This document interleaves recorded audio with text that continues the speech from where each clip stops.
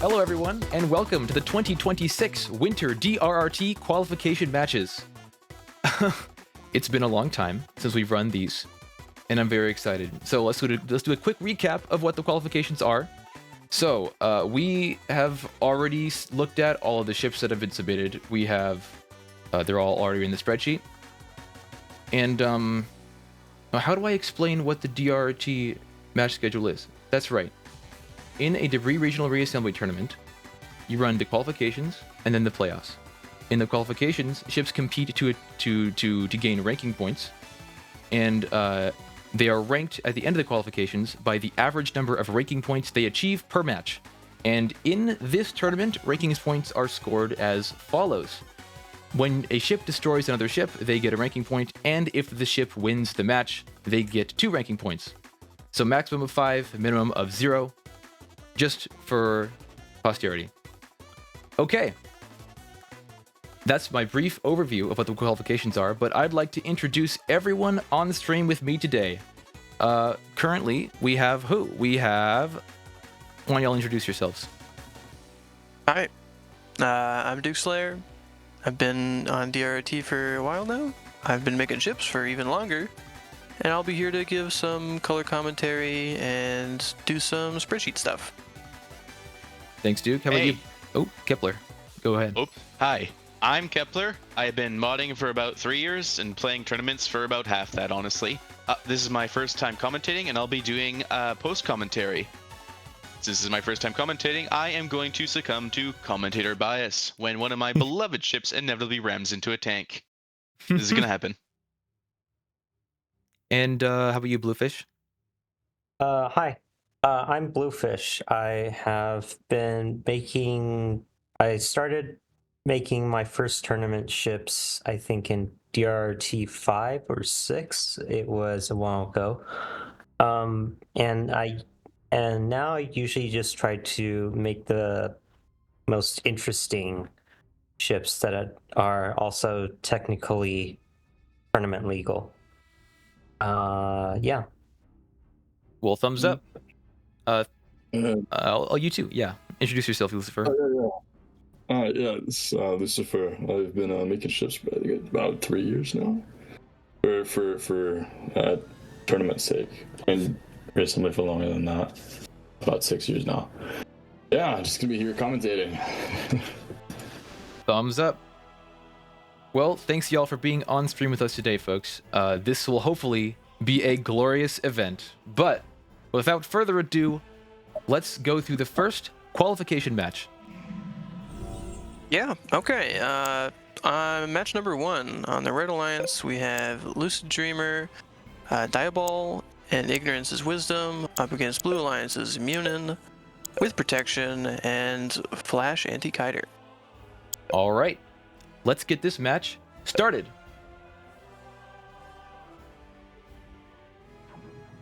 Starting us off, Diabol charges against the Blue Alliance with a huge burst of Gauss, not Gauss beams, Quantum Doom beams with Protection is gone immediately. Either I'm looking at the abandoned hole of oh yeah, Munin is beginning to cut into the hole of Ignorance's Wisdom, or it might get hit by those high splash, not really high splash, but splash crystal missiles as Diabol begins to center in on Munin somehow. Oh, it's gonna stand off a little bit for a second. The overlay is wrong, I know that. Yeah. It's gonna update after this match. And Diabol charges Munin into the arena border and obliterates it without any effort. Ooh, it makes a swipe. It has a lot of forward thrust, it looks like. Joyous is moving around the arena, deploying its rocket drones. Not rocket drones, laser drones, as always. It is effectively Flash has got a lot of point defense, so I don't think really 2 of the Red Alliance's ships can do much to it. But Diabol here will. It's trying its best to as well. Oh. Joyous is getting just out of the way. The red faction does a lot of damage per second. Look at that. Oh my goodness, Diabol has been cut in half. Oh man. Joyous 18 takes out Diabol. 1 minute on the clock. Stuck on the corpse. Ouch. Lucid Dreamer finishing off Flash Anti-Kiter. By the way, there we go. The spreadsheet should be updated now. Man, yeah. Well, that's qualification match number 1. It looks like the Red Alliance took that match on destruction with only 1 casualty. All right, Kepler, over to you for match analysis. I believe the determining factor in this match was definitely with protection. When it comes to pogo tinks like that, it's generally a coin flip for whether someone dies or lives, and Diabol immediately charging in, immediately ramming that thing to death was what probably sealed the victory for Red Alliance. Otherwise, the immense DPS from the pogo tink would have resulted in many members of the Red Alliance being just completely eliminated before they can actually do anything, potentially even including Diabol. Back to you, Debris. Okay. I think another interesting thing is yellow. Is it yellow yaw in this tournament, or is it? Let me actually check the match replay is showing the wrong match. Yes, the match I know replay it's is not right now. The first match has wrong tech. The other ones should work properly. Joyce's green red ship is a menace, and it almost actually could have eliminated the Red Alliance entirely if it didn't get stuck on the debris. I think the some of the backwards facing thrusters, because they're on the front of the ship, as far as I'm aware, got eliminated by just being shot at, and so it couldn't back away from the debris as fast as it probably should have been able to. Are you still are you still doing stuff, Debris?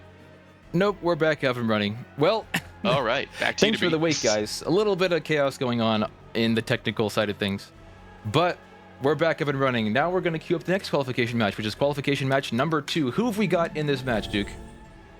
On the Red Alliance, we have the Long Try, Avarice, and Nanite up against Blue Alliances with Anthill, Omnidirectional Carrier, and Menelbrot's Interceptor. All right, thanks, Duke. Let's go and begin this match. All right, looks like the sheets are lining up now. You know it. Starting us off, Nanite begins to accumulate the drone cloud. The Long Try charges towards the Blue Alliance. Menelbrot's Interceptor attempting to spray plasma in that direction.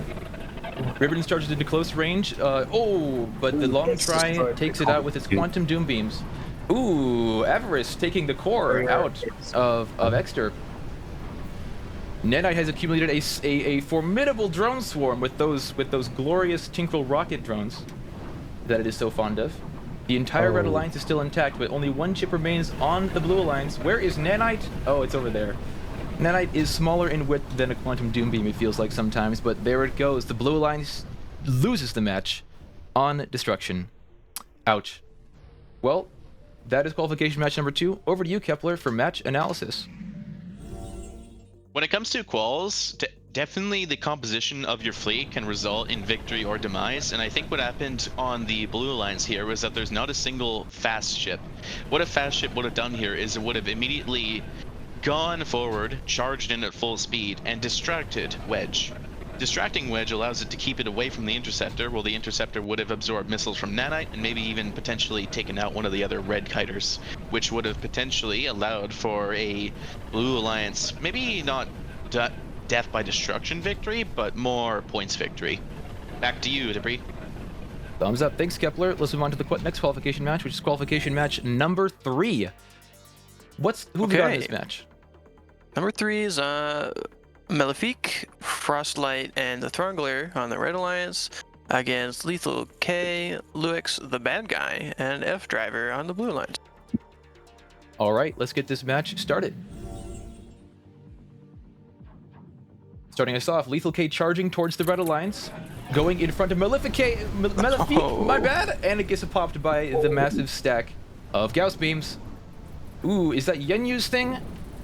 Oh, getting a little bit too close to Delrethlian's splashed by the Frostlight. missiles. And Luix the Bad Guy is getting charged by Malefique. Malefique? Ah! Malefique? It's chopping through. Missing the core. The ship has been cut in half. Yeah. Dangerous damage by Hey, the let's Red go Alliance. like debris armor. Man, I'm noticing that, what's that ship called? The Throngler. Oh, well, too late. The Red Alliance has taken the match on destruction. Glorious. Wow. Well, that's qualification match number 3. Over to you, Kepler, for match analysis. Now, what I said last match actually definitely applies to this match too. Notice how Malefic immediately charged in and got targeted by all 3 members of the Blue Alliance. The abhorrently tanky Sentinel Hole was what allowed it to stay alive there, and because it distracted F-Driver on the Blue Alliance, F-Driver ended up trying to shoot at Malefic and then got rammed into by one of the other blue ships. I think for Blue Alliance to have had an edge there, they would have needed the Luix, the bad guy ship, the malicious and evil terror that is Luix's split soul, to have ended up in front of the other 2 blue ships. Then they would have dueled, and maybe the Tink and the red would have been able to cut through the tough Sentinel armor, changing the match. Back to you, Debris. Thanks, Kepler. Let's move back to qualification match number 4. Who have we got in this match? On the Red Alliance, we have Torrent, Sword of Milos, and Harassment up against Blue Alliance's Spray Hazard, Funny Haha, and D Trident. All right, let's get this match started. Funny haha, please don't die to Torrent. Please don't. Torrent charges in. Funny haha, evading all the launchables on the Red Alliance. Ooh, some torpedoes get strike D Trident. But Torrent is the primary distraction for Kepler. Oh, so we're gonna miss. Ooh, you can hear those missiles go off. There's a lot of Terran missiles on Torrent. Ooh, Sepulchrum fires off into the void. That ship with those torpedoes is very opportunistic, but I missed something. It looks like that was a harassment. Takes out Sepulchrum's other ship, Spray Hazard. Oh, and this missile kiter is charging into point blank range. Oh! And Sepulchrum also takes out Funny Haha. Man, the Red Alliance takes the match on destruction in the last few moments. That was pretty impressive. Wow, well, let's go over to you, Kepler, for match analysis. And for the 3rd time in a row, I once again have to state how incredibly important distractors are when it comes to making your fleet work in the playoffs. Simply just having Torrent in the front took the entire Blue Alliance. Well, they were attacking Torrent for the entire time. And additionally, in a really early torp barrage that may have gone off screen, took out one of the main components of what's its name? D-Saber? I believe it's a ship. The Trident. The D-Trident. Yeah, D-Trident, if you see early in the match, it got its gun almost clipped in half by one of the torpedoes, which caused it to run in. I think that could have gone differently if Torrent spawned in the back. Now, back to you, Debris. All right, thanks, Kepler. Let's see what happens. Well, let's see who's in qualification match number 5, the next qualification match. On the Red Alliance, we have Octol, Big Iron, and Avarice against Blue Alliance's The Good Guy, Luix the Good Guy, Lucid Dreamer, and The Long Try. All right, one more thing I need to say. Is the spreadsheet posted in this channel somewhere? I'd like one of y'all to do that if that isn't the case already. In the Twitch stream? In the Twitch chat or in the main server. One of those two would be good. Great, thanks, Duke. I'll post it in the main server. Thumbs up. All right, well that is not qualification match number 5. In fact, we'd like to start qualification match number 5. Let's begin. All right, starting us off, the Long Try charges towards the Red Alliance. Ooh, a couple of torpedoes I think hit the corners, but I'm not sure. Big Iron is firing against members of the Blue Alliance from a far distance away, and Luix, the Good Guy, takes it out. Ooh, the Trongle? No, the Long Try. The Long Try. Its weapons appear to have been annihilated. Yeah. Ooh, Octol is getting shot from the back by Luix, the Good Guy, trying to evade the shots. And Lucid Dreamer is providing an adequate distraction, but man, Octol is doing an okay job evading. I think there's some commentator bias here, definitely, for sure. Ooh, it doesn't look like many weapons are hitting. Oh, but that's changing now. Now that a lot of things are gone, perhaps, question mark on the front. Some chaos is occurring over there, and Avarice takes out The Long Try. The Long Try. Octol needs to get an opportunistic arena border shot, but it looks like its AI trigger is already pulled. Luix, the Good Guy, is doing a pretty good job strafing and providing some chaos. Oh, but Avarice was right there ready to cause some chaos of its own. It doesn't look like Octal is firing a large enough torpedo cluster, but Avarice is now in a position to do some damage against Dal. Double team. Octal. Ouch. And there it goes. Extreme auto cannons do a lot of damage. Red Alliance is Ooh, holding on to a lot of meaty points shot here. against Octal is instead of flying against to the other side of the arena. Octal does have an AI trigger to hopefully deal with stuff like this, but Avarice is continuing the constant charge and being the main target for the Blue Alliance. Oh, look at that. Octal, when the behavior of Octal is notable because it uses an AI trigger. It should fly into pretty close range when it has its AI trigger regenerated, but otherwise will stay pretty far back. The goal is to increase chaos, and in matches like this, I feel like that's a good idea. That is opinionated and not necessarily the job of a play-by-play commentator, but Octal charges in towards Luix the good guy, misses a torpedo shot. Ooh, if that... it's trying to evade. Oh, if those torpedoes manage to hit it, then the Blue Alliance can be won on destruction, but that isn't the case. The Red Alliance takes the match on points. Good guy Nice has job, a Red lot of Alliance. point defense. What was that? Has a lot of point defense. It's got 70 like lasers or something on it. Something like that. Yeah. Well, that's qualification match number 5. Over to you, Kepler, for match analysis. Red Alliance had a very balanced fleet composition here with a little distractor in the form of Octal, a big tank in the form of Avarice, and a tank in the form of Big Iron. However, Luix the good guy took out Big Iron really early on, which was their only source of anti-tank stuff. So what we can actually look at here is AI triggers and point retention. That's how you keep your points alive and not completely eviscerated in the face of plasma death from Tinkerels.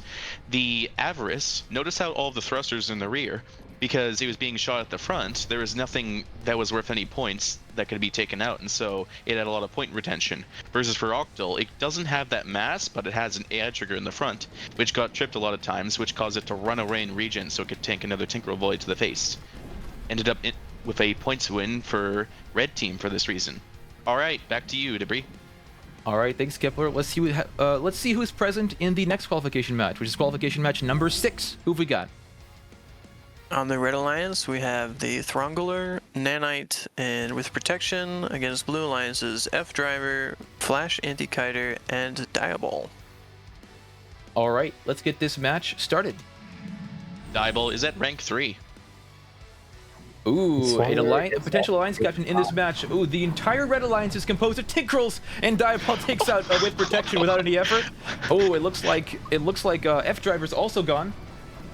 Nanite is trying to get rammed into the arena border. Notice I'm using that tense. Oh, it's so small, and only for a brief second. That's all it needs in order to be destroyed. My goodness. On one. Stronger destroys that. Let's see if it Big has shots to the side.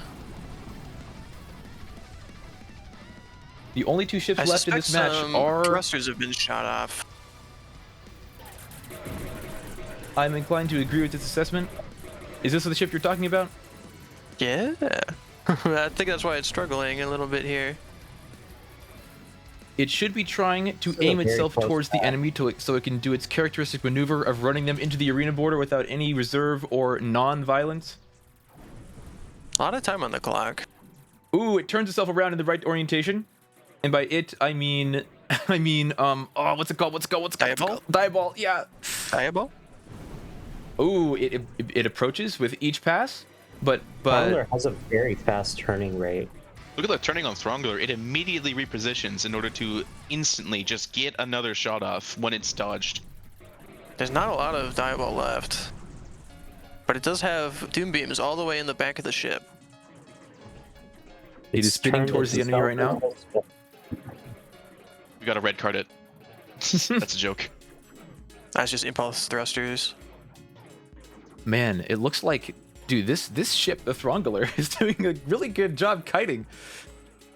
It's super high strafing thrust and turning thrust, as other folks have mentioned already on stream, is making this possible. But those quantum doom beams, right? 2,000 damage per second, if I'm not mistaken. Very dangerous against anything. Much. This is still a deadly opponent. It truly is. Oh, but it is no longer an opponent. The Red Alliance takes the match. Red Alliance takes the match on destruction. Man, well, that's qualification match number 6. Let's see what happens in No. Let's see. Let's see the match Let's go over to replay. match analysis. Over to you, Kepler. Now, we have actually seen in DRT triple Tinkeroll alliances before, and this is exactly why. You couldn't even see the other 2 ships do much because they were simply eliminated off screen by the Tinkerolls. Even a dedicated anti-kiter like Diabol struggled against one of the Tinkerolls which was left due to its immense strafing speed. Triple Tinkeroll alliances can work for this reason just due to the sheer amount of damage output you have in a single direction, able to outright eliminate competitors in a few seconds, even if because you're 3 tanks, you don't exactly have a tank or anyone who'd want to be a distractor. Back to you, Debris. Thumbs up. All right, thanks, Kepler. Let's see who's up next in qualification match number 7. Okay, on the Red Alliance, we have Torrent, Anthill, and Frostlight. Up against Blue Alliances, Mandelbrot's Interceptor, Harassment, and Munin. All right, let's get this qualification match started. Once again, Harassment is at rank number 2, potential alliance captain. Interesting. Mandelbrot's Interceptor charges 4 in the Blue Alliance, and Munin and the others are right behind it. Ooh, Ribbons is the closest range target of the Interceptor and is destroyed by those glorious plasma projectors. Ooh, Harassment is firing upon Frostlight. Torrent is spewing missiles, causing dodging AI to reign supreme once more. And the Interceptor charges into close range and takes out the crystal. Oh my god. The Interceptor is intercepting right now. My goodness, but The Interceptor also has a lot of PD, so it's taking out those missiles as well. it is indeed. Goodness gracious.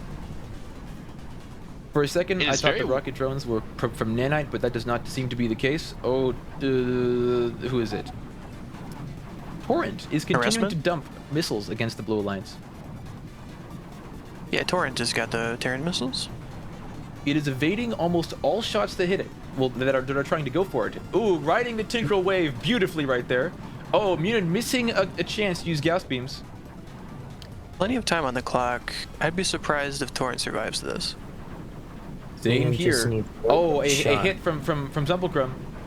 Another pass from Just Munin seems shields. to be missed. The Interceptor is now the target of Torrent. Ooh, if it continues to move at the same velocity, then Zumpelkrum will get the chance to lead the target. Oh, Munin getting a shot off with its Gauss beams or Obliterator. I almost wonder if these missiles are Oh. absorbing some of the shots. Don't think so. Munin getting some shots off. Oh, Obliterator shot. Ouch. And Torrent is annihilated. The Blue Alliance takes the match on destruction. And someone's calling me, but spam risk is not going to be picked up at this moment. All right, that's qualification match number 7. Let's see what happened in that match. Over to you, Kepler. Now, Blue Alliance definitely had a advantage in composition, but actually something I want to focus on is specifically Mandelbrot Interceptor. There is a weapon that got buffed recently. It is the Plasma Projector in Terran. You might know it from Vanilla as the dinky little gun on a lot of their small ships. It's not very good. In standardized factions, it has a 60 damage buff, and as a result, it can actually do some serious damage. Wow, didn't think I'd cook that one up. I didn't think that would work either. The interesting thing about this is we saw it completely get through Frostlight's crystal armor, which is not something you would expect that a plasma projector would be able Yeah, to do. that's So, not trivial to do. so potential for a really optimized plasma projector ship in the future. Anyone in chat want to build one of that for the next DRT? Yeah, back to you, Debris. I want to add something else. Mandelbrot's Interceptor was primarily built to counter tanks and really high health ships like Skills Bricks. But since that is not really present in this tournament due to the what is it called? Due to the maximum health limit, we're seeing a lot of lighter and low mass ships. So Tinkerolls are going to have a difficult time aiming, and anti-kiters are going to probably hit a lot harder. Thumbs up. All right, well, I just closed my window because there were some dogs barking outside. Let's. I want to say one more thing. If you look at my overlay, you'll notice that Mandelbrot's Interceptor scored all 3 kills on the Blue Alliance that time, so it got the maximum possible ranking point allotment of 5. Nice work, Bluefish. What? That's right. All right, well, let's Yeah, move on the to the next match, which is qualification match number 8. Who we got, Duke? On the Red Alliance, we have Omnidirectional Carrier, Octal, and Spray Hazard against Blue Alliance's Funny Haha, Ignorance is Wisdom, and Malefique. All right, let's get qualification match number 8 off the ground. Malefique is ranking point 2. Oh, it's the torpedo Interesting. game. Well, I This guess it's is the rocket torpedo turret. game. All 3 members of the Red Alliance are launchable ships. Oh, but Funny Haha is being very funny haha, trying to charge into Sepulchrum. Oh, good torpedo shots This is Octal. coming from Sepulchrum. And This over is here, Octal. that is not Octal. Oh, no, there's both of them. Oh, no. I can recognize my own ship, my friend. Oh, but Malefique is I apparently can't. getting ouchie mama. That's some dangerous damage. Okay. Crystal Been missiles. very Oh, precise yeah, damage. those Was Funny guys Haha were just very- left for dead? Funny Haha That's spinning. was totally stopped. Well, they totally stopped shooting at it for some reason, which is a very interesting decision. It looks like that one time that foam died. It looks like Octal's about to beat his end. It's like- Sepulchrum trying to get some shots off with his torpedoes as well, but not making a huge impact on that huge armor. But oh, look at that! It looks like Octal's torpedo thing, not torpedo thing. What's it called? AI trigger popped, so it's flying away into the void. Ooh, it regenerated. It's trying to get some shots off on Funny Haha right now. There it goes. And by it, I mean Funny Haha. Ooh, this is a good opportunity for Malefique. The AI trigger is popped again. It'll fly away now. The weapon cluster is getting pretty exposed, though, on Malefique. It is, and torpedoes do ignore the immense stacked armored cluster on the front of that ship. Sepulchrum's point defense is now being tested by Mons. Oh, some are hitting. Its torpedoes are is being thrown into the void, very but they have high. to hit the target if anything is going to happen. Ooh, Malefique getting a good Gauss beam shot, but not making returning the right outcome. Ooh, Octo firing a high yield torpedo burst and destroying the weapons of Malefique. It looks like this 25 battle seconds? might work okay. Yes, time is running low on in this match. It looks like the Red Alliance still has the points lead, but the Blue Alliance clearly has the more durable ships. Ooh, great torpedo volley. Manages to kind of contact the enemy. Octal is staying off at plasma projector range right now. And that looks like it was time. The Red Alliance loses the match on points. Well, takes the match, not loses. On points. Wonderful. All right, well, that's qualification match number 8. Let's see what happened in that match in more detail. Over to you, Kepler. Now, this match was, well, tanks versus torpedoes.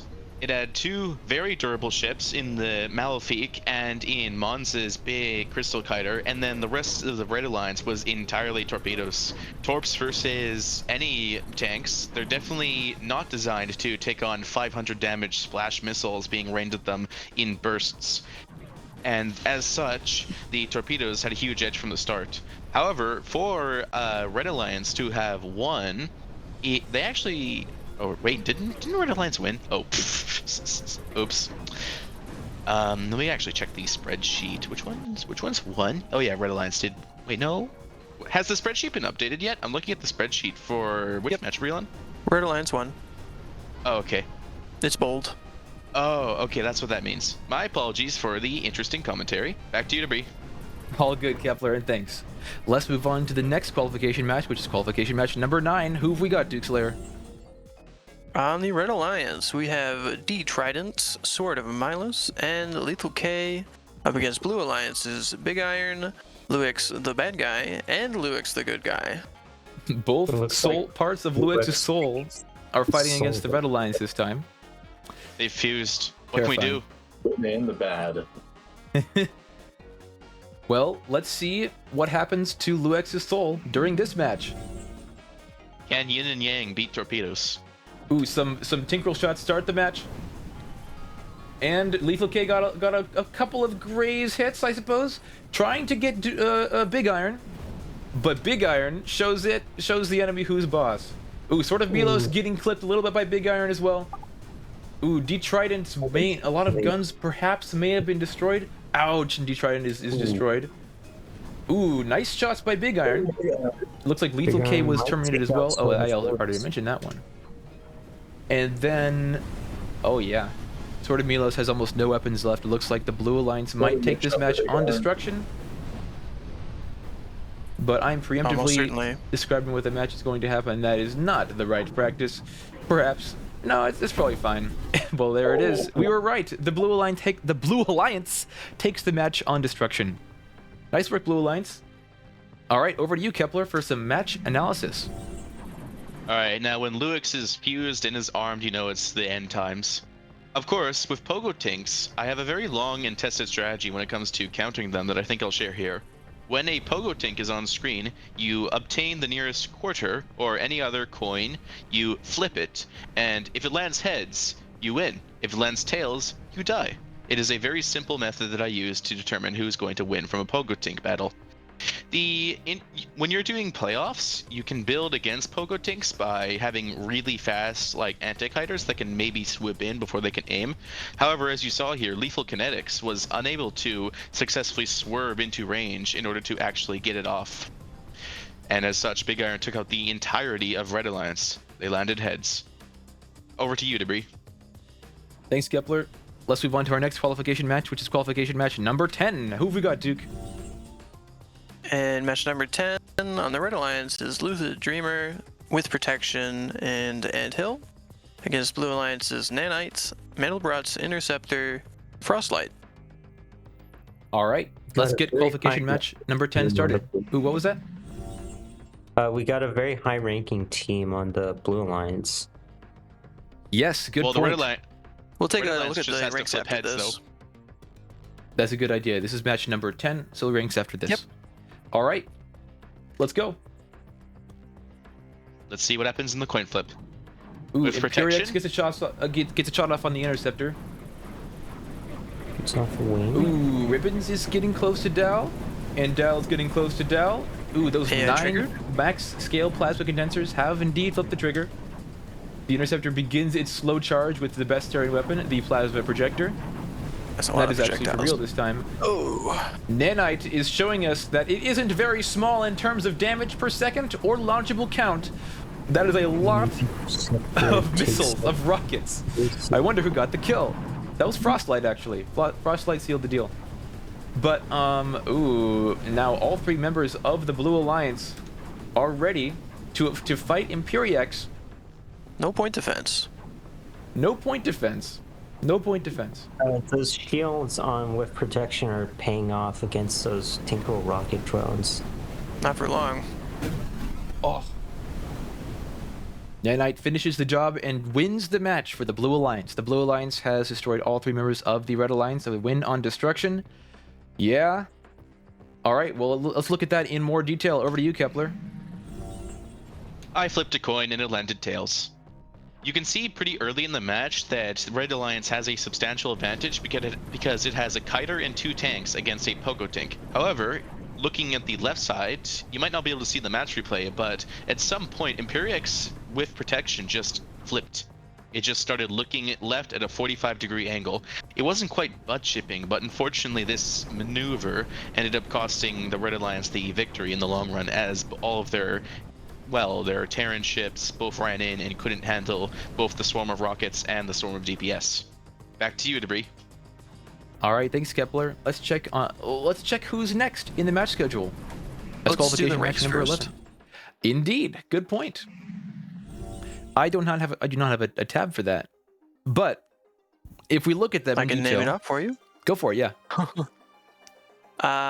The top 4 positions in first place with a ranking score of 4 is Avarice. Hasn't lost a single, or hasn't died once. And yeah, no losses. Second place is Harassment with a ranking score of 3, also hasn't died. The Throngler and Big Iron also have a ranking score of 3 in 3rd and 4th place. Yeah, and after that, we have Diabol in 5th, Nanite in 6th, Mandelbrot Interceptor in 7th, and Octal in 8th. Everyone has had at least 2 matches played so far. Thumbs up. The max ranking score in this tournament so far is 4. So if ships can get above that, they've got a higher chance of climbing the ranks faster. I guess is a pretty basic statement, but that's the case. All right, well, thanks, Duke. Let's move on to the next match, which I guess I've already flipped to, but who have we got? It's 11. On the Red Alliance, we have Flash Antikiter, the Throngler, and Ignorance's Wisdom against Blue Alliance's Funny Haha, Avarice, and Munin. All right, let's get this match started. All right, on the Blue Alliance, ooh, Kepler charging into close range. Some shots from, who is that, the Throngler, make contact, but aren't enough to do a lot of damage to its hull. It looks like Joyous is targeting, now it's targeting Avarice, not Avarice. Oh, Funny Haha is laughing up a storm, cutting Mons in half, exposing the core almost. And the weapons are still intact. Trying to evade the missiles. Throngler getting charged by... Oh. Funny Haha. Munin doesn't take out the Throngler. Oh, will, Funny Haha. Lightly grazing the Throngler and sending its parts into the Shadow Realm. Well, that's Blue Alliance takes the match on destruction. Nice work, Blue Alliance. Over to you, Kepler, for some match analysis. What can I analyze there besides the laughter? Interestingly enough, I think Blue Alliance had what I would consider the best composition for a fleet in DRT. You have just the big, just a big Terran, whatever, blob designed to just tank all the damage, some kind of anti-kiter, really fast, lasery, and then, well, Munin. Munin is a good ad. I think Munin's pretty good. I agree. There might be some statements to back that up. If you go look at some previous DRTs, you can see Munin's pretty good. Back to you, Debris. Thumbs up. All right, well, thanks, Kepler. Let's move on to the next qualification match, which is qualification match number 11. One of these days, I'm going to have some time to drink some water. I'll take that chance right now. Over to you, Duke. In match number 12, we have Omnidirectional Carrier, Luix the Bad Guy, and Sword of Milos on the Red Alliance. And on the Blue Alliance, we have Harassment, Octal, and Diabol. Look at those high-ranked ships on the Blue Alliance. I wonder how that will play out in this match. Let's go. These quals have been pretty interesting so far because of all the high-ranked ships tending to team up. Ooh, Diabol initially charging Exderp, popping it without a lot of effort. Goodness, that ship is terrifying. Octal is now the main distraction for 2 ships of the Red Alliance. Harassment landing some hits on Sword of Milos. Indeed. Diabol makes a charge. Perfect chance to take out Sword of Milos. It takes it and it succeeds. Luix the Bad Guy is this half of his soul is doing a pretty okay job resisting Lucifer, but well, it's beginning a charge. Wow, it's pushing the ship across the entire arena. It's eroding deep into the hole. Man, Diabol is terrifying. Look at this ship. Diabol is continuing to drill into the hole. Almost a large fraction of the hole has been eaten away by Diabol's quantum doom beams before Luix could do anything. This is potentially a good chance for the other members of the Blue Alliance to take some shots at that stacked core. That's your job, Octal. Come on, bro. Octal's getting into close range, but it looks like Diabol might be gearing itself up for a combat, but there it goes. Octal takes the final kill on Luix the Bad Guy. Well, that's qualification match number 12, as all the rocket drones attempt to target nothing in the arena whatsoever. Over to you, Kepler. I think throughout the history of DRT, there's been a number of changes that have happened due to standardized factions, and especially a lot of P decreases. Initially, Farmer and Red were really high P, but then got decreased in order to fit the standard. And they are in a more balanced state now. However, B hasn't really had many competitive ships made for them, especially since a lot of the B ships didn't really perform that well. But with multiple really well-performing B ships, I wonder if it's time to revisit the faction and see if it's actually as bad as it seemed on paper a few years ago. Back to you, debris. Thumbs up. Thanks, Kepler. Let's see who is in the next match. Qualification match number 13. Over to you, Duke. Oh, boo-hoo, Sumper. On the Red Alliance, we have Lethal K, Luix the Good Guy, and Malefique. Against Blue Alliance's Spray Hazard, Big Iron, and Torrent. All right, thanks, Duke. Let's see how this match occurs. Almost forgot to press the go button. Ooh, Luix the Good Guy gets the first shot off, almost destroying Big Iron, but not managing to hit it because of that epic recoil. Ooh, a good chance for Malefique. That's death. Oh, it seemed to It's get not off death. unscathed. That was close. Oh, Big Iron getting a great shot on Luix the Good Guy. Ooh, Lethal K showing everyone that it's still here. Oh, Ooh, Luix the Good Guy being a good guy and destroying the torpedo ships. I don't know who got that, but Big Iron takes out Luix the Good Guy. Beginning to do some work on Lethal K as well. Oh, a good shot on Torrent by Malefique. Lethal K is still there, being the main target of Big Iron, evading the shots again. Big Iron is hitting it almost every time, but it's dangerous. Well, it is barely missing. Ooh, and there goes Torrent, taken out by something. By Malefique. Torrent has been taken Oh. by Malefique. And there goes Ignorance Lethal K. Out Lethal K. Now the long game. Can I stay away from it long enough? Point retention. Point retention is good, but I think a single confrontation is death. I'm still surprised that that initial confrontation did not result in death. Me too. Now the question is, can that Pogo Tink get through ungodly amounts of Sentinel armor in 50 seconds? I'm fairly confident that Big Iron's going to take the match here. Malefique getting really close to Big Iron. This might not be good. Oh, it's Lucifer attempting to use Commentator's Curse to his advantage. Just in time. Almost worked there. 24 seconds left in the match. Big Iron continues to just fire at Malefique. Look at that Now it's hyperstacked armor. charging directly at it, and let's see if it takes out the weapon cluster. That is what we should be watching, but there's almost no time left in the match, and the Blue Alliance takes the match on points. Nice work, Blue Alliance. Over to you, Kepler, for some match analysis. I definitely think this came down to Red Alliance not having a single kiter. I think a kiter would have been able to successfully either force Big Iron to try and dodge some things if it has his dodge AI, or maybe wear down its shields enough for another competitor to come take it out. Without a kiter on Red Alliance, the Big Iron on his hip was able to stay away and basically pummel the entire Red Alliance for the rest of the match because there was nothing pressuring him. No anti-kiters, no long-range munitions. Back to I you, Debris. think Luix the Good Guy is a kiter, but it got taken out too early. I thought no, it's a Tink. Isn't it a Tink? Looks like It is a tank, but it moves very fast. Yeah, so I wouldn't consider that kiter. I consider that more like a foam, that sort of lineage of really small, long, fast tinks. Back to you, Debris. Okay. Thumbs up. All right, thanks, Kepler. Let's move on to the next qualification match, which is qualification number 14. Who have we got? Okay. On the Red Alliance, we've got the Long Try, F Driver, and Menelbrot's Interceptor.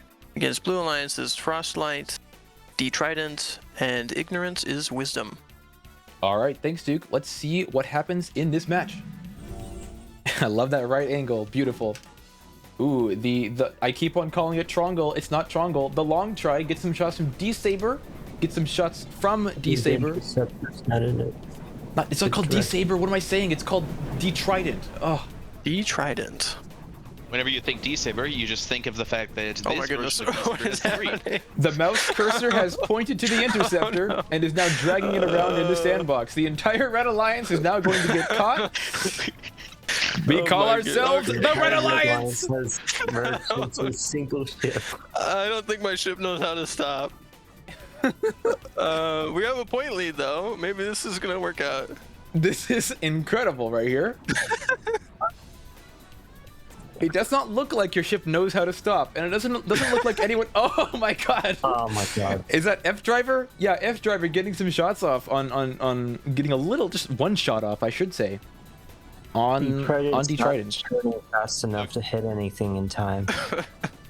Well, if the entire Red Alliance is like a... some chaos occurred. The long try attempts to begin the charge. it's been disrupted. Wedge. You forgot how to drive? He did. Use up all the fuel. Ooh, but the small star with the diffraction spikes begins to align itself to the enemy. Look at that look at that turn. All in that ass.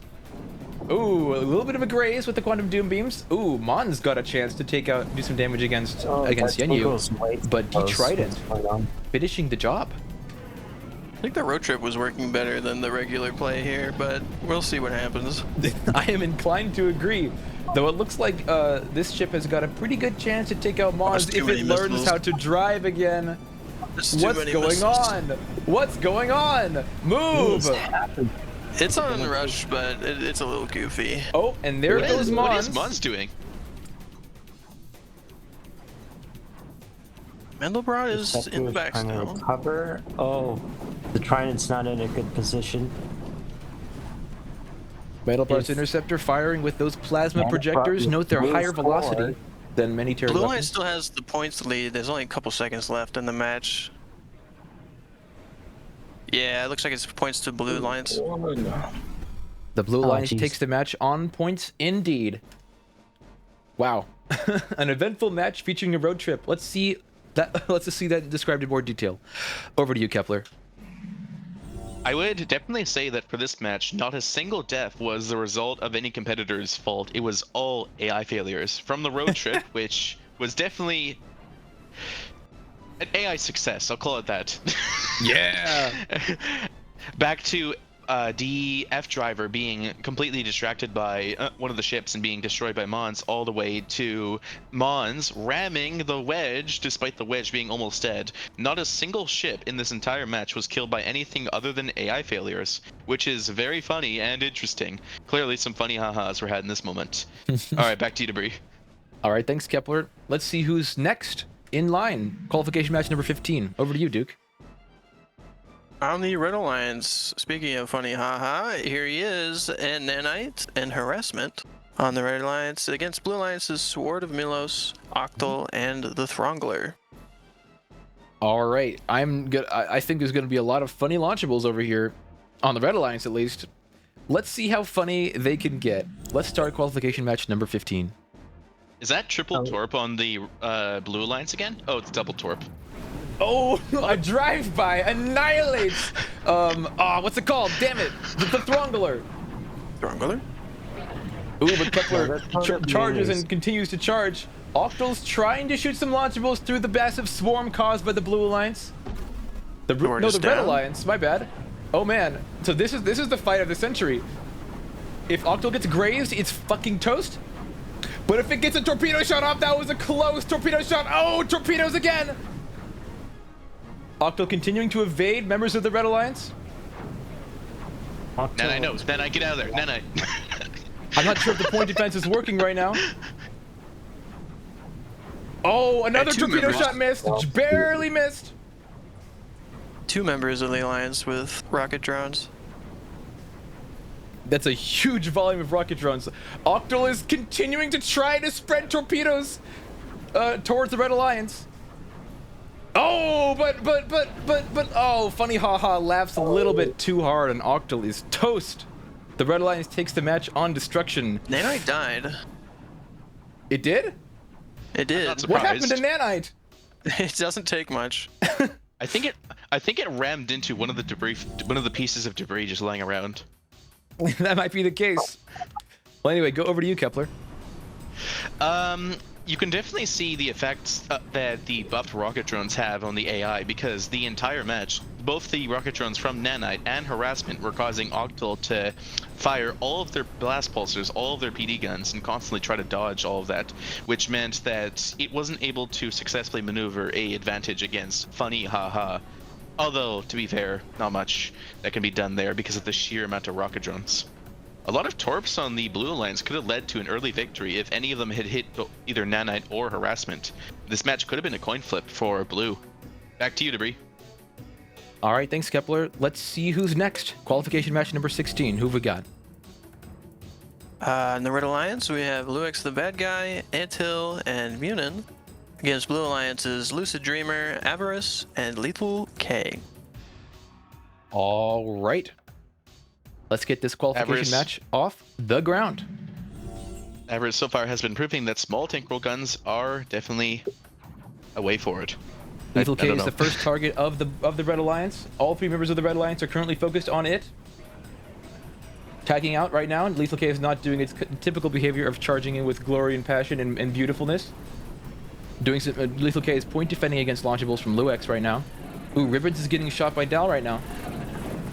AI trigger is popped, but the ship is destroyed before anything else can come of that. Oh, Munin getting some shots off on Lethal K, bursting it down like the good sentinel it is. Oh, and there it goes. Lethal K is destroyed by Munin.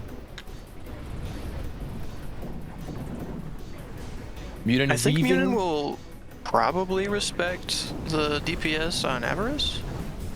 So it's going to be hard for Avarice to ever catch it. Indeed. Look at all the launchables from Luix the Bad Guy. Mines, missiles, basically everything. What was I saying? Uh-oh. Commentator's curse strikes again. It looks like those manipulators What are is it holding it in doing? place Get or out of something. That was terrifying. Why did it do that?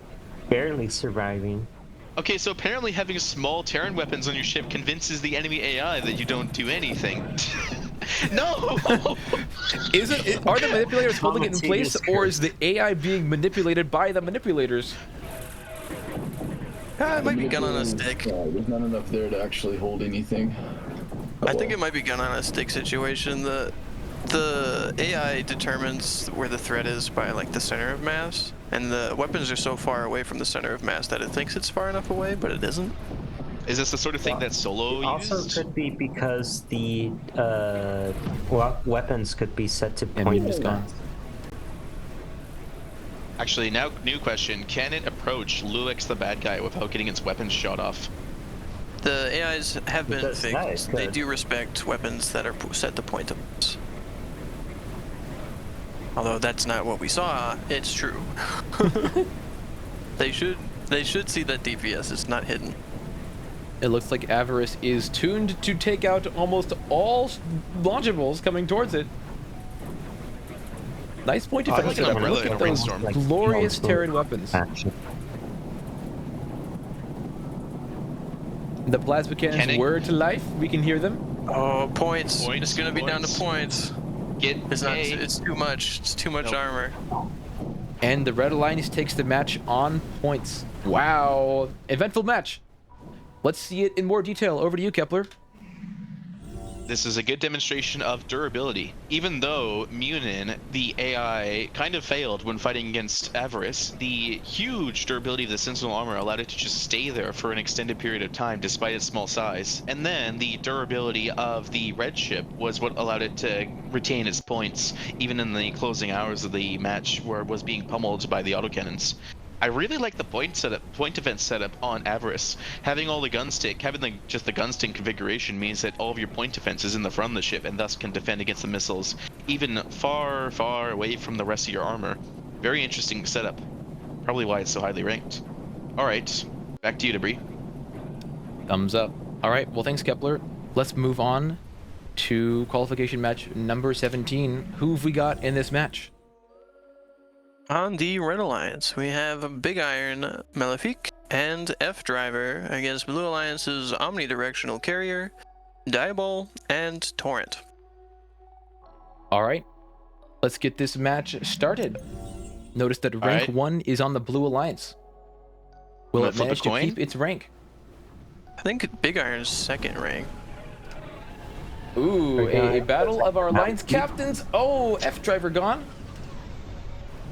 Oh, but oh my goodness, Diabol is causing damage to the Red Alliance, to that heavy high health Sentinel armor on Malefique. That's a lot of Weapons splash cluster is damage. Still on Malafite. Oh no. It's there too it much is. splash damage, yeah. Big Iron versus the world. Big Iron has some Yep. recoil, but not enough to That's it. continuously resist that. Diabol takes the match on destruction. Not Diabol's alliance. This is just a qualifications match. What am I freaking saying?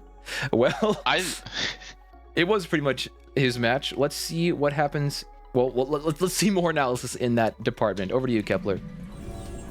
I don't put Debris at fault here because if you just showed me this match without telling me if it was calls or playoffs, I would assume it's playoffs. That alliance, quote unquote, that Diabol, quote unquote, had is definitely very self-synergistic because the quantum doom beams, their immense, like, high DPS power is what allowed them to completely just get rid of the enemy tank while the two kiters could focus on finishing off disabled targets. And on the other hand, it was also a playoff alliance from Red because the double tink setup with a huge kiter has won DRTs in the past and could win it theoretically. Now, I think what determined this match was actually F driver, because what ended up happening was it swiveled, stayed on target perfectly, and then rammed into omnidirectional kiter. Omnidirectional kiter X-Trip ships like that used to be a torp-based setup, but now they're all rocket drones. And being rocket drones, it was able to immediately swivel and take that out. I think that was the determining factor, because otherwise the sustained DPS from F-Driver and Big Iron combined would have been able to take out Diabol before it seriously damaged their tank. All right, back to you, Debris. One last thing I gotta check. Sure. Okay. Yeah, I think that was the luck there on the team. Omnidirectional got a lucky shot on F driver.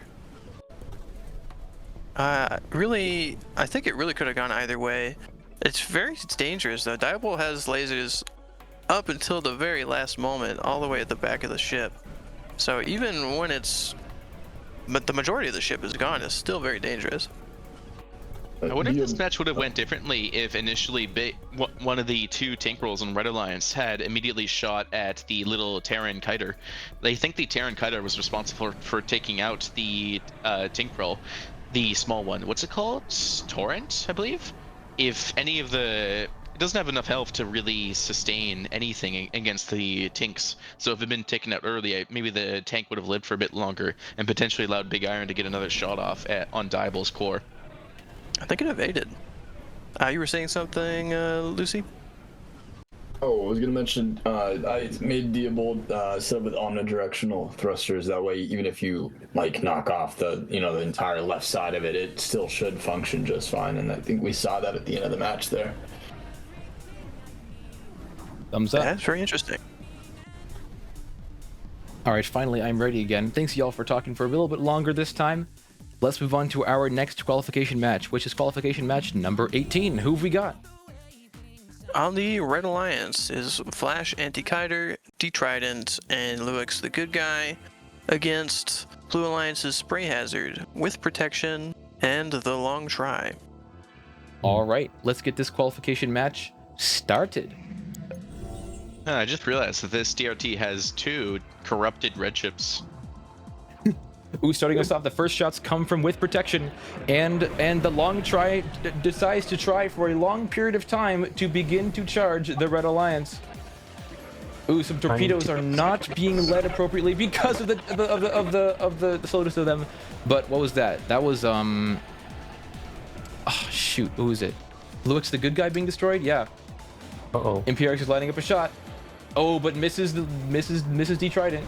Oh, a pro attempt at leading the target from Sepulchrum.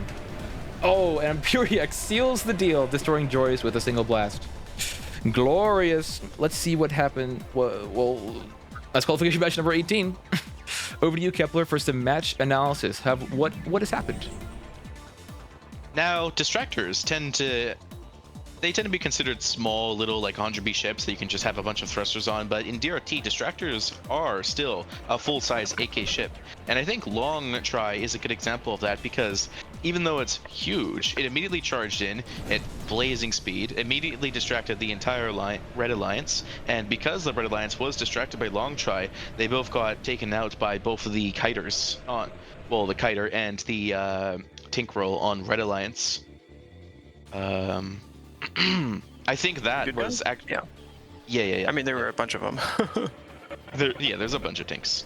All right, back to you, Long Try? No, back to you, Debris. It sounds like you're beginning to get my disease. Thanks, Kepler. Let's move on to the next qualification match, which is qualification match number 19. Who have we got, Duke Slayer? On the Red Alliance is the Throngler, Funny Haha, and Anthill against Blue Alliance's Octal, Lucid Dreamer, and Luix the Bad Guy. All right, let's begin this qualification match. Do you think Octal will win the 1v1 this time? Oh, I have no idea, but let's find out. Funny Haha moves to the back of the arena. Octal fires some torpedoes. Ribbons gets in close to Dal. It looks Bad like Guy has a lot of health, but that is a lot of lasers. Ripping right through. oh, but the ship was a little bit too big to cause an absolute burrow. Ooh.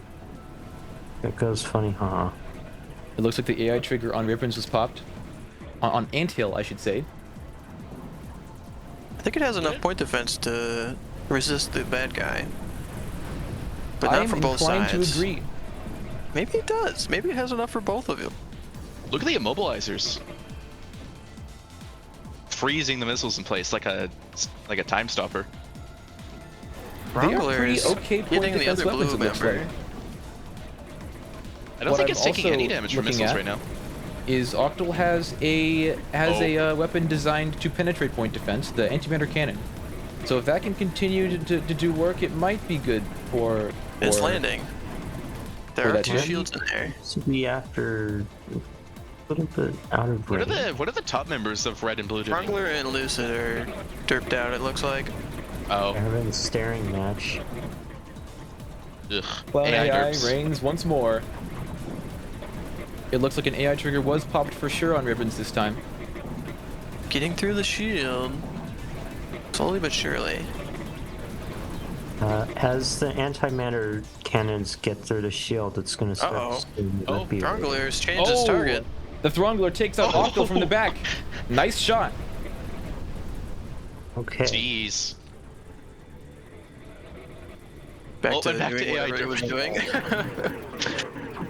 Back to the staring match again. Is the Lucid Dreamer not regenerating because of... The Throngler is sending out drones, and it's that was hitting. enough.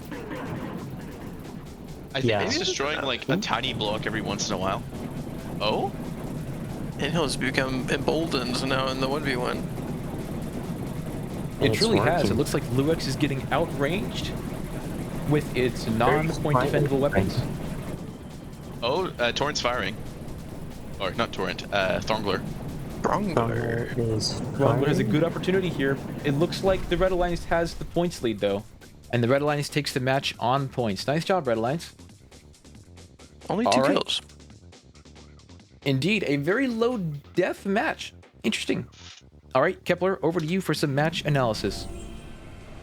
Aside from Pogo Tinks, I haven't really talked about the sheer power of Tinkerol and what it can mean for an alliance, but the Throngler demonstrated that very well this match, because it spent half the match, possibly more, having coffee with Lucid Dreamer, talking about their dreams and wishes, and then as soon as someone bothered them, Octal, brazenly trying to fight the Anthill, immediately turned around and eviscerated Octal, went back to having coffee, and then as soon as that, it thought, oh, maybe we might lose on points, immediately went and vaporized half of Lucid.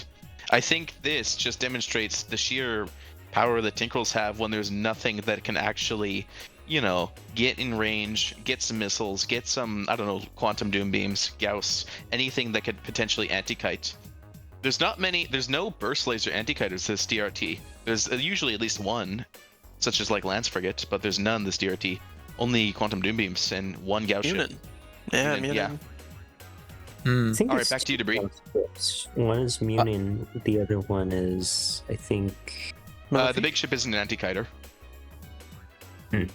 Malvik is not an anti-kiter. It's a bit thick. It's a bit large. Back to you, Debris. All right, thanks, Kepler. Let's move on to qualification match number 20. Who have we got in this match? On the Red Alliance, we have Diabol, Frostlight, and Lethal K against Blue Alliance's Ignorance is Wisdom, Torrent, and Munin. All right, let's get qualification match number 20 started. Diabol is number 1.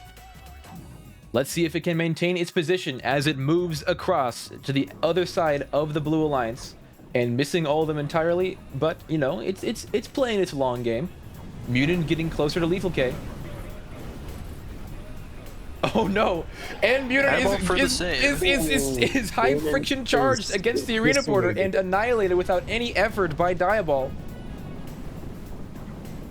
The point defense weapons on it, which are its quantum doom beams, and by it I mean Diabol, are trying to shoot down some of the torpedoes. Not torpedoes, the anti-matter missiles. Frostlight's cutting into Ignorance's Wisdom. I was getting distracted though. Oh, Lethal K has come in to say hi, and is also helping with the drilling. Oh.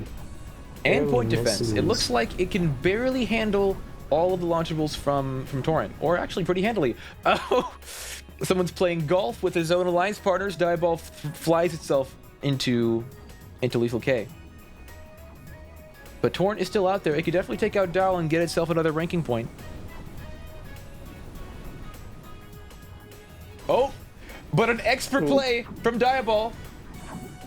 Torrent is trying to evade. The forward velocity and the momentum that Diabol has is unbelievable. It's maybe uncontrollable is the correct word. It does appear a little bit uncontrollable. The reassembly control system might not have... Oh, as soon as I say that, Diabol takes out the last member of the Alliance as I fail to assemble a lot of match replays to look at. Beautiful. Well, that's qualification match number 20, winning on destruction. Well, the Red Alliance wins on destruction.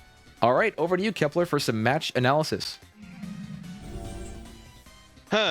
I think for this match, you can definitely say that for the Red Alliance, there is a significant factor in the fact, well, Diabol, for one, existing, but for two, everyone didn't get destroyed early on. Unconventional Heretic could have been completely destroyed by Munin had the Obliterators and Gauss lined up properly.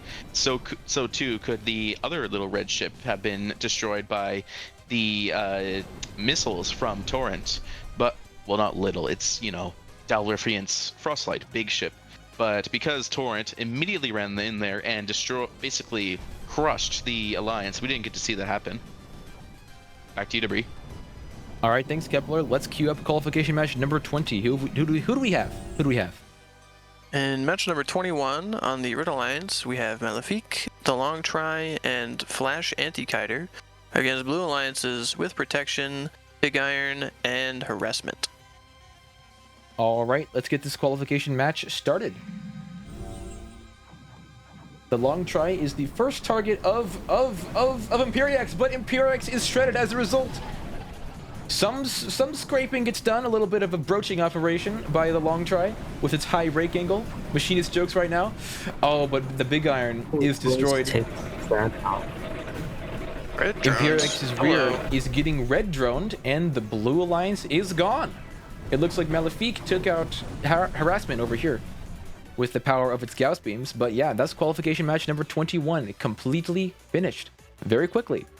All right, Kepler, over to you for some match analysis. If I even managed to get a playlist item. Earlier in the quals, I talked about the benefits of having a 3-Tinker Alliance and how a massive amount of DPS can be funneled into your enemy quickly. This is the downside of running a 3-Tinker Alliance in the playoffs. If you fight 3 fast, well-armed, durable opponents, in this case, the hyper-stacked armor of the Long Try, the Gauss beams of Malefique, and the drones of Flash Anti-Kiter, you will find yourself very dead very quickly, as we saw in this lightning-fast round. Poor Tinks. Tinks are so coin flippy. Back to you, Debris. All right, thanks, Kepler. It is qualification match number 22. It might be appropriate to an appropriate time to look at the ranks. Do we want to finish on 22 or 23? Let's finish on 22 then. Okay. matches do we After have? this, let's take a look at the ranks then. Wait, by finished, do you mean like, oh, wait for tomorrow? Halfway through. Yeah. Oh, Halfway yeah. through is 22 and a half. So whichever one you want to stop on. That's a good idea. Let's do 23 then. Let's do 23. Sure. All right. So just that's clear for everyone on stream. We will end the stream and the qualifications for today on the 23rd match, which is the match after the following match, and then we will be back for tomorrow for some more qualification matches. All right, but let's see who's in qualification match number 22. Over to you, Duke. On the Red Alliance, we have D Trident, F Driver, and Omnidirectional Carrier against Blue Alliance's Mandelbrot's Interceptor, Luix the Good Guy, and the Sword of Milos. All right, thanks, Duke. Okay. Let's get this match. Oh, sorry, Bluefist. What was that? Now we have two very balanced teams, I think. Yeah, the ranking points are quite similar between them. I am noticing that Omnidirectional Carrier is apparently being indicated as an Alliance Captain, even though it is rank 15. I don't think that's right. Tomorrow we will fix that. Anyway, let's move on Yes. and get this match started. I believe earlier, Anthill at rank 27 was an Alliance captain. Huh. I think also there was a Alliance captain that was supposed Yes, to be it occurs highlighted as the who match didn't. starts. Sorry, Bluefish.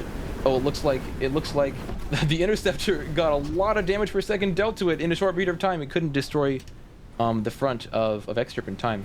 But someone on the blue lines got destroyed. I don't know who that was. Was that? Oh, no.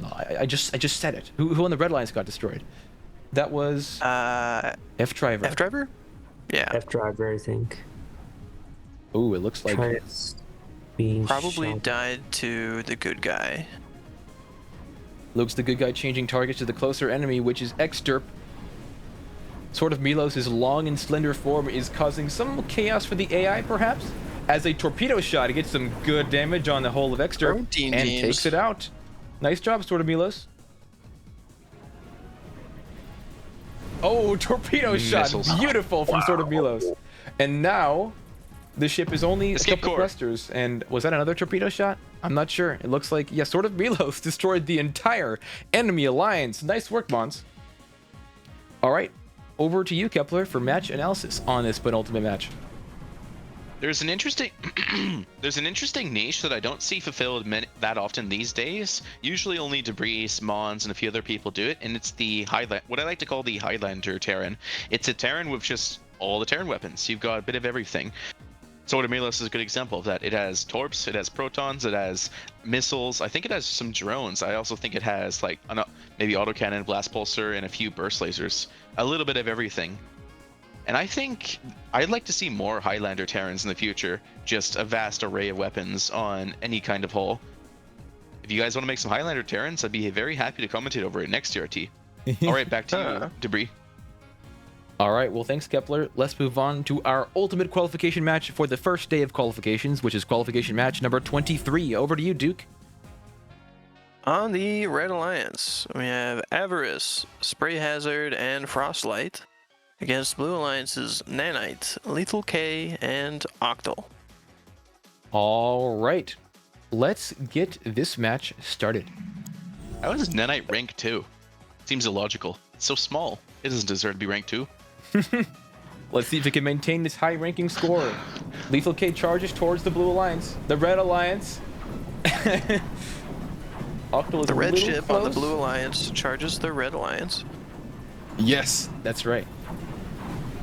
Oh, Lethal K It's not trying to get some confusing. shots off in the back, but those Terran, what are they called? Terran Tempest. Autocannons. What are they called? Autocannons. Autocannons. Autocannons. Yes. Goodness. Take it out. Avarice has a lot of point defense in the front, but not a lot in the back. It needs to have its front turned toward the enemy, like a claymore, in order to shoot It down all the looks rocket like drones. Lethal K managed to knock out some of the auto cannons or something. No? Ooh, it Maybe not. Nanite is perhaps. starting to dig through. Octal is trying. Oh, Lanite changes its target to Sepulchrum, who is now the closer enemy as it moves itself away to torpedo range. Does it have the point defense to deal with this? I don't know if it No. does. That's a No, it lot of point doesn't. defense required. And when the ship can't really dodge, it might be curtains for that member of the Red Alliance. Oh, and most thrusters pointing forward are gone on Avarice. And Nanite takes the kill. Octal is still the distraction on the Blue Alliance's side. I do not know if it will be able to take the destruction in time. But both members, especially Nanite is just continuing to pound Frostlight without any regard for the health of Frostlight. As it Crystal should. infamous for having no point defense. Indeed, it is hard for Crystals to cope with anything of that regard. But there we have it. That's qualification match number 23, the last qualification match of the day. Let's look at it in some more detail. Over to you, Kepler. I think Red Alliance could have won if it had an anti-kiter of some kind. Because it was, well, basically two tanks and a torp ship, it didn't have anything to take on the very, very small, very far away nanites. And as such, the tanks got immobilized very quickly by the rapid DPS of lethal kinetics. And as such, just sat there while nanites slowly DPS them to death. I think an anti-kiter would have been able to charge immediately in, kill nanite, and be able to take out basically the entire Blue Alliance one by one. All right, back to you, Debris. All right, thank you, Kepler. And that closes off qualifications for today. So tomorrow at the same time, we will see you again. But is there anything that we would like to discuss? Oh yeah, the ranks. Let's go to the ship ranks. Yeah, let's look at the ranks. So in first place, to probably no one's surprise, is Diabol.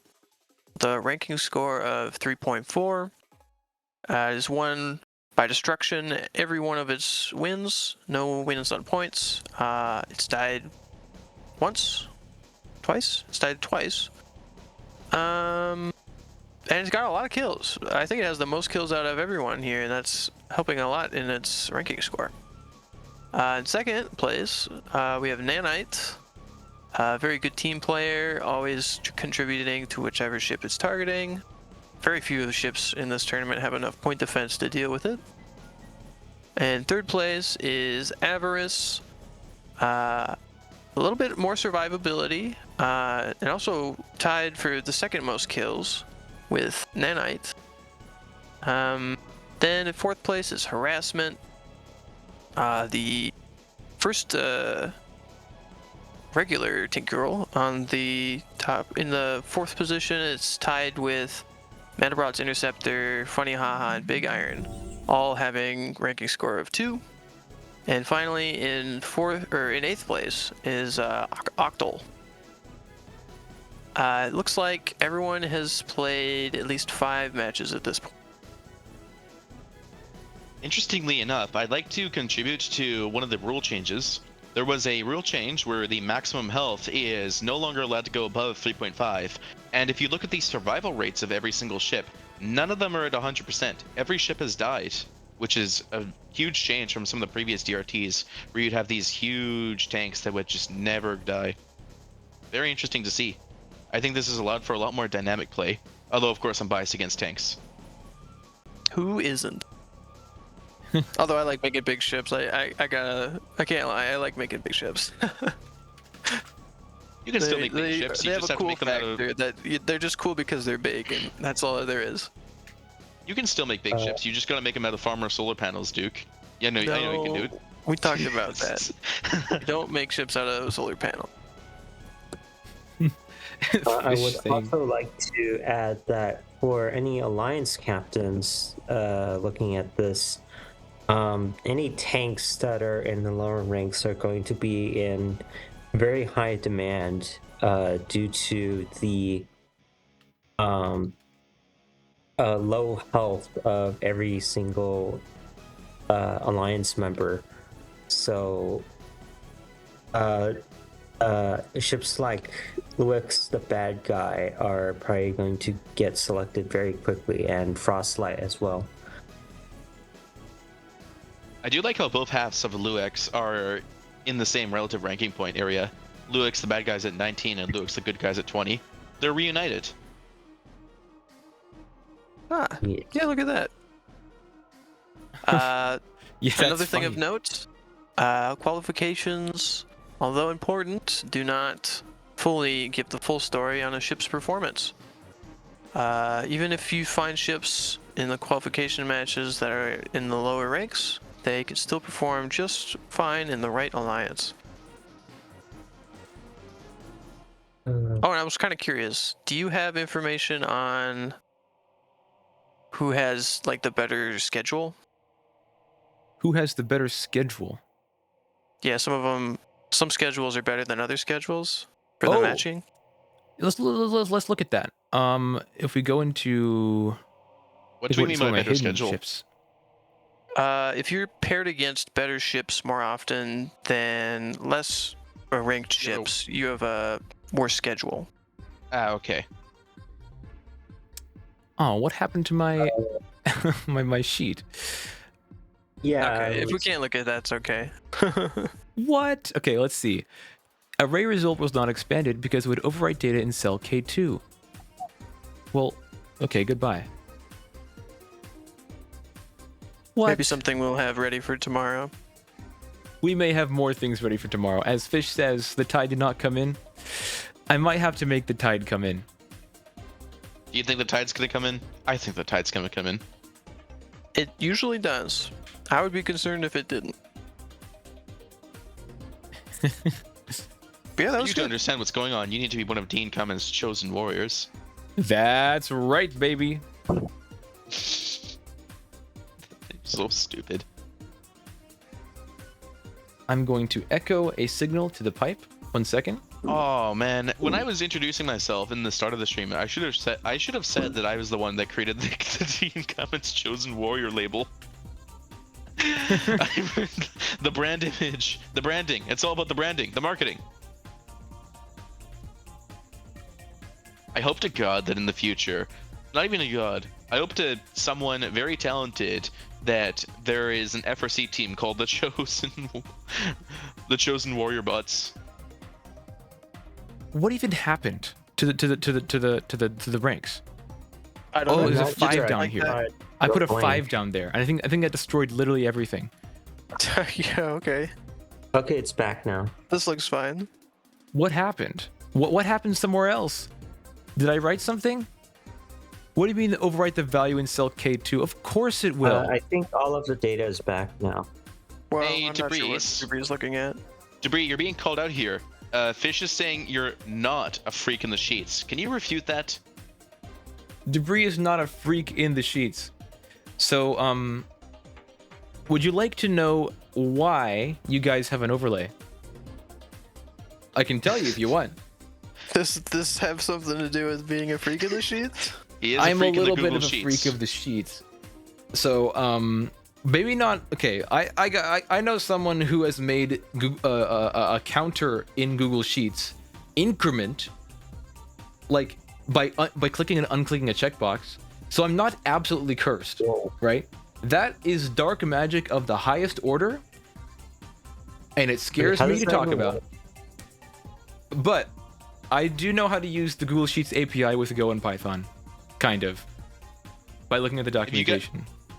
I can definitely say that Debris is a freak in the sheets because I looked at one of the ref definitions for one of the titles and I saw rejects in there. I saw REGEX and I got so terrified I immediately switched back to the Twitch stream. Mm-hmm. Isn't it pronounced regex? Welcome, first time chatter, the Snazzy Penguin.